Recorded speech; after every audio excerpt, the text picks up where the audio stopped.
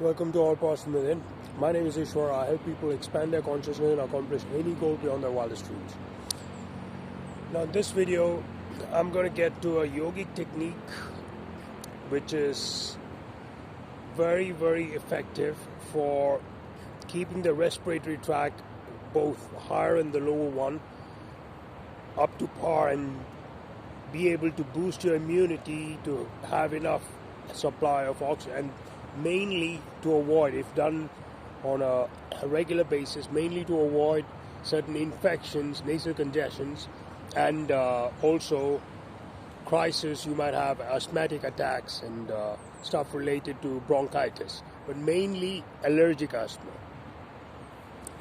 So you need to understand the basis of how this works. That is, actually I'm going to share two exercises. The second one, which is targeted to boost your immunity and to ward off any kind of infections or allergic reactions you might have, especially on your lungs, your lower respiratory tract.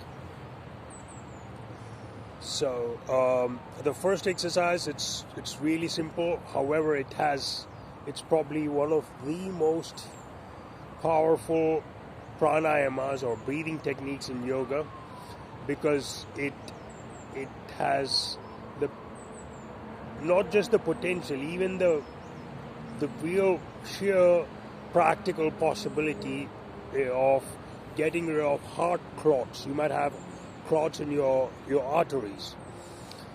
So just doing this on a regular basis, obviously it goes without saying that you need to make sure you don't take an excessive amount of food that contains cholesterol, such as chips, burgers, etc.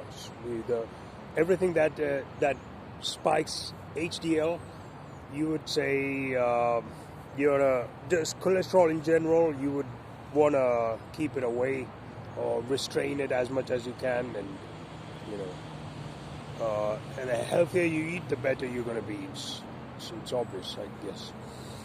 So the exercise is done this way. First, you have to come into this yogic pose. You can sit in the lotus pose, provided you're able to keep your back straight. So you just, in your hand, you just bend your index finger and your middle finger towards the base of the thumb. Now with your ring finger, you just cover one of your nostrils, the left one in this case. You breathe all the way in, hold it in, and then breathe out for one side. And then after that, you breathe all the way in, hold it in, and then breathe out. As long as you're able to do this properly, the way I've just done, it should be able to provide all the benefits that are bestowed and expected from this. However, if you are if you're curious and if you need to know how to make it even more, the most potent it can be, then you need to remember this ratio. Okay, it is roughly, I'm telling you the formula, the ratio. If your lung capacity increases, which it will if you persist on this, you can increase the ratio. I mean, the ratio would be the same, but you can increase the inhale and exhale and hold in time, which I'm going to explain. The point is, the normal way, if you do not have lung issues or if you aren't under an asthmatic attack or any such thing, you should be, without a problem, be able to hold, like breathe in for 4 seconds like this, hold in for 8 seconds,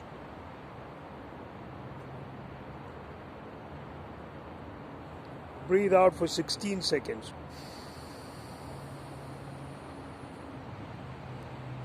The breathe out gets a little bit tricky when you have issues, and especially when your overall lung capacity isn't at par. So this is the first exercise, and I'd rather let you apply it and then just witness the benefit, the tons and tons of benefit that come with this. The second one is, this is where you need a little bit more of understanding of how it works. I mean, the first one, it also balances the two hemispheres of the brain. It calms yourself down. It's excellent for insomnia, and it has, as I said, an encyclopedic list of benefits.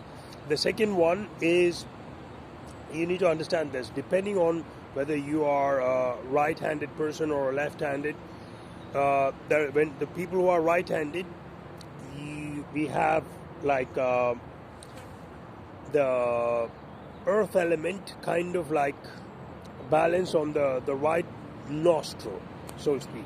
It's actually the way the brain is synchronized with the left brain to that. But in order to ward off certain possible allergic reaction, and I'm not talking about when you've had the asthmatic attack, then you need to take medications, you need to seek doctor's help. This is to prevent, not to get rid of it or to cure it in any way, shape or form. Never take this as a substitute for medicine. I do mean that by doing this, you may require less medicine, or maybe even you can, depending on the severity, very soon you might get rid of the need of inhalers, puffers, whatever. So the right nostril, let's suppose you are a right-handed person. All you need to do is blocking your, it's actually better if you do it this way, because everything is done through the right nostril, which is connected to the fire element. They call it Surya Swar, which means the breath that is kind of linked with the solar energy, the sun. So therefore, you just breathe in, hold it. You breathe in for a count of 4. You hold in as long as you can comfortably. You can. If you can do it 12 seconds, that's enough. If you can pull it for 16 seconds, even better. And then after that, you breathe out as quickly. You don't need to do it like 16 seconds or anything, or 4 seconds. You just breathe out comfortably as you can. But you repeat the cycle 15 times.